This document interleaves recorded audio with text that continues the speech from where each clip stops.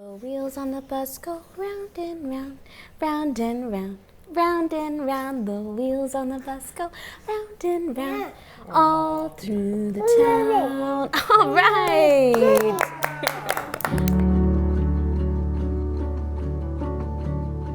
It was what they call a birth diagnosis. We went in not having had any tests done or anything and thinking, no matter what we have, we're gonna keep the baby and love it no matter what. The baby comes out and we just have this excitement, but she's a little bit blue, and the nurse starts to say, look, she looks like, she has Down syndrome, and just kind of like blurts it out.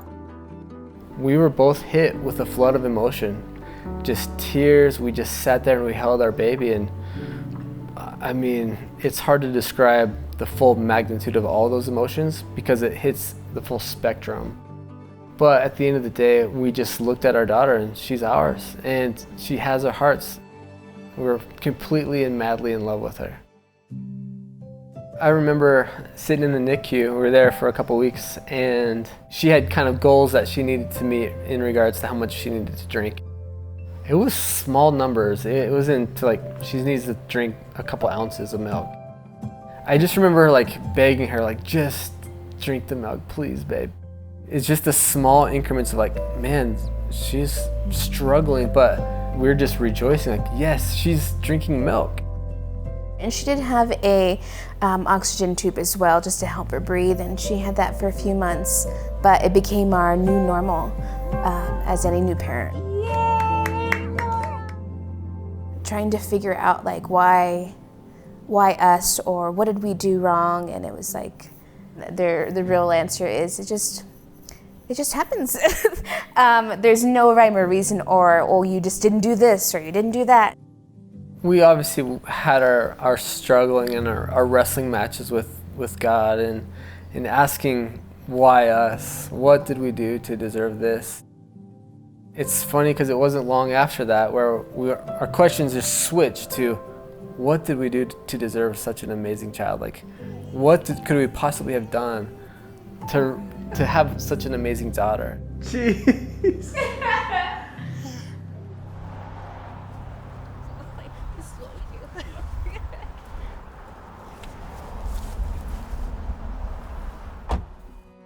We don't have a lot of family close by, and so for us, community is really key.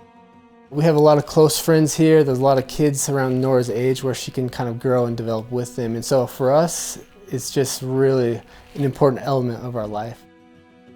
I've got one friend who recently built a jungle gym in their backyard, and he told me when we were designing the steps for the jungle gym, I kept asking myself, what would be the best kind of steps for Nora to climb up? That moment really hit me because he has a bunch of kids. He has his own kids. And for some reason, because of his love for Nora, he was really interested in making sure this playground, this jungle gym, would be conducive for her to climb up and have a great time. Say hi, Ed. Wanna go down? We can't do this by ourselves, and we're just so thankful for our friends and our family, those in our community who have supported us through the thick and the thin. Since day one, they've been there.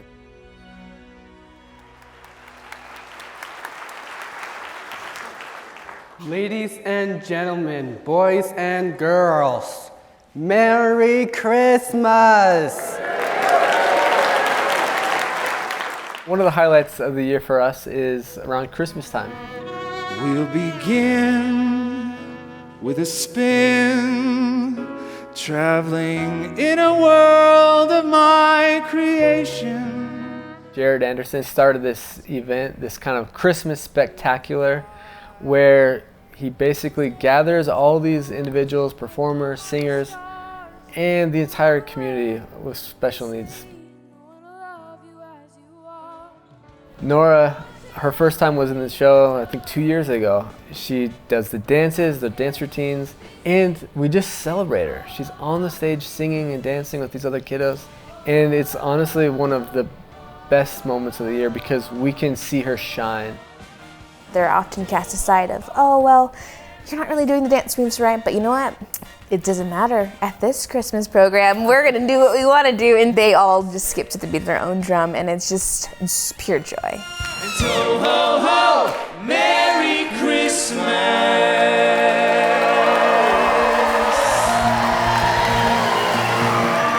Thank you so much for coming. In the US right now, it's up to about 80% of all babies with Down syndrome are aborted. There's a very common belief it's better off for the child, it's better off for the family, it's better off for the world that we just terminate the pregnancy. Since having Nora, I just feel challenged to stand up and say something different. Nora's life is valuable, and our lives are better because of her. Our family, our extended family, our friends, our community, I believe with my whole heart that this world is better because of Nora. People have this idea what someone with Down syndrome might look like or what they might do or how they might act, and honestly think she's just gonna blow people away.